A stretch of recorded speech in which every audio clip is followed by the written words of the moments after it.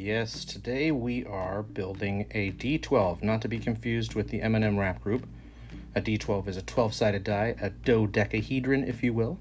That's why we have 12 pages, 1 through 12. Make sure you've got all 12 pages there. And we're going to start cutting it out, cutting and scoring just like usual.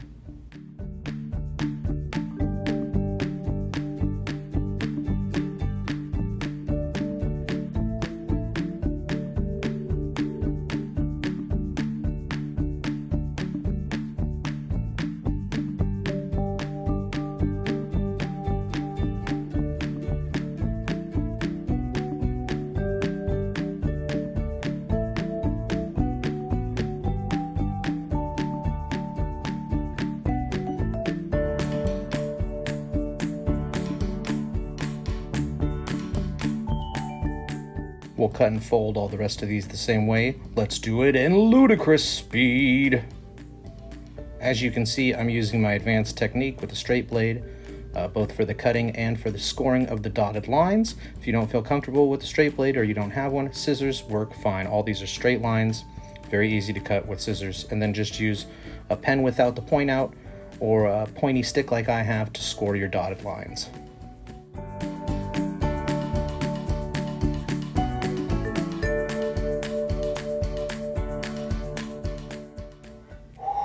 Okay, a little winded after going so fast. Okay, now we're going to do just like we always do. Find attach 2 here, and find piece 2, attach 1 here, and put them together where it says to, and continue with all of the other pieces. You'll quickly see the shape start to form. Remember, some things to help keep the tabs as flat as possible when you press them together. I like to give them a little pinch with my nails on the very bottom corners of them to hold them together a little better, get that corner better. And we want to make sure all the numbers face out and all of our corners are pointing out. That way we get the proper shape.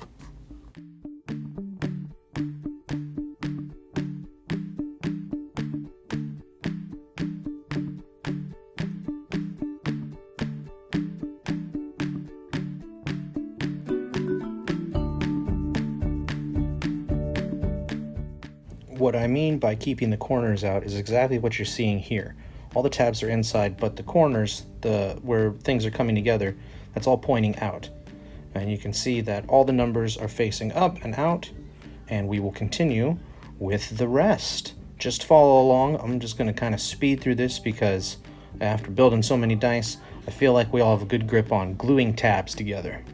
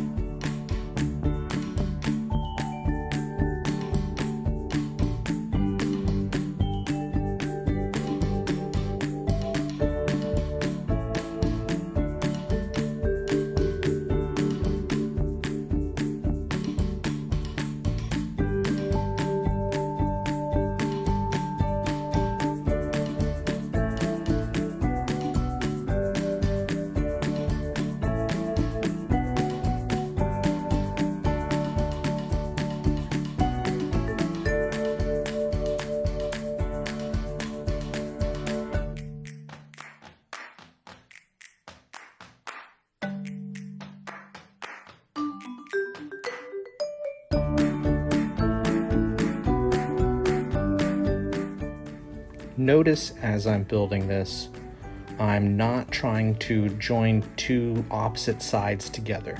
I'm trying to leave as much open space as possible to get my hands inside of the dice to get those seams together. Since everything is glued on the inside, we need access to the inside for the entire time. And the more space, the better. I got big rock biter hands, so they don't fit into small spaces very well. So I try to keep it as open as possible. That's also why we keep the 12 piece till last, so that we know that there's a hole that we can reach into to adjust or solidify any glue points.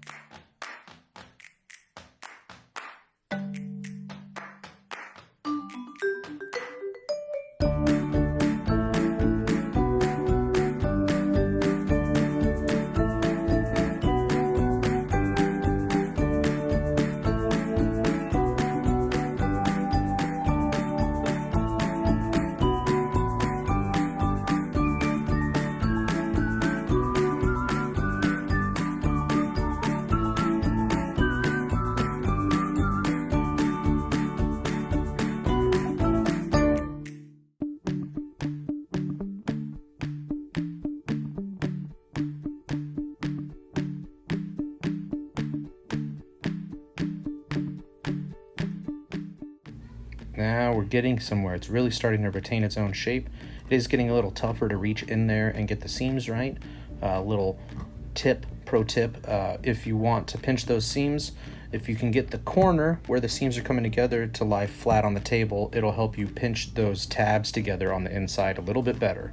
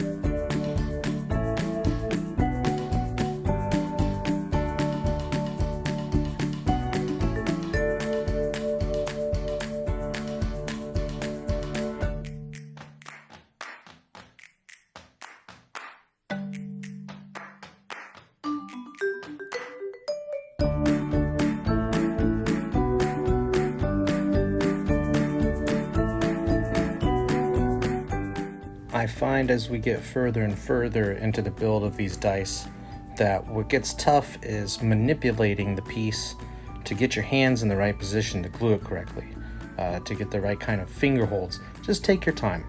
I've been doing this for a while, so it looks like I move really fast, and I did speed up the footage a little bit so that we're not wasting too much time on the video and we're spending more time building.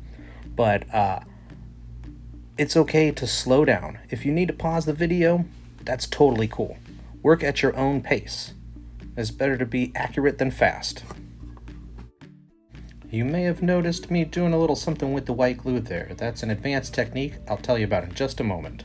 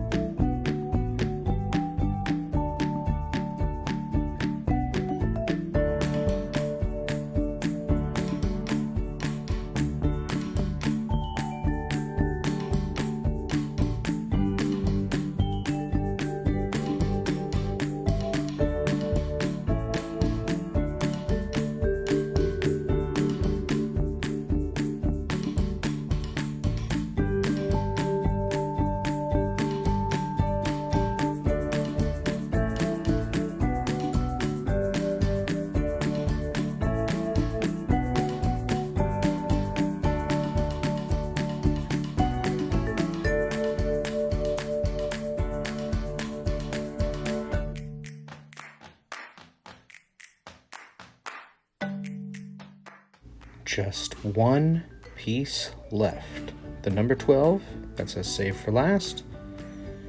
We can just put glue on that one tab, and this looks like the right position to have it in. I'm gonna glue it right there. And then, as per usual with our last piece, I'm gonna need white glue to really make that connection. Since I won't be able to reach inside the dice and pinch the tabs together, I use the white glue instead. That's not the pro tip though. That's coming up soon.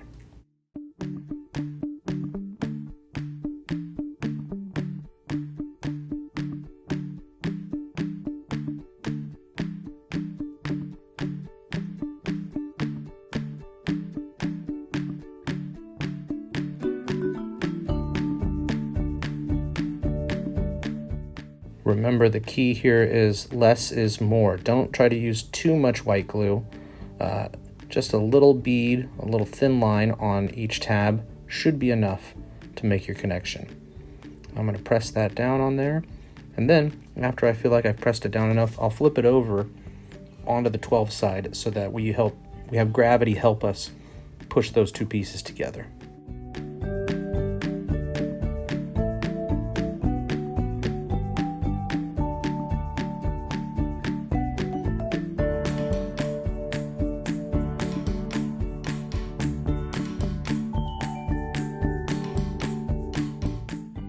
Okay, time for that pro tip. So you may notice with this build, I've noticed it more than some of the other dice. I kind of have some gaps in the seams between the pieces. We can fill those in with just a little bit of white glue. We want to get the tip right in there and just put a little bit of glue so that we can see it fill up that gap.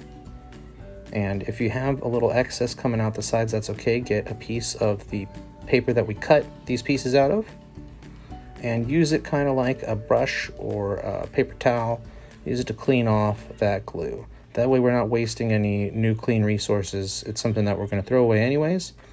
And we keep the dice cleaner that way. But this will strengthen your connections and it will seal it a little bit better so that it should be easier to roll and not exactly watertight, but maybe just a little bit more solid.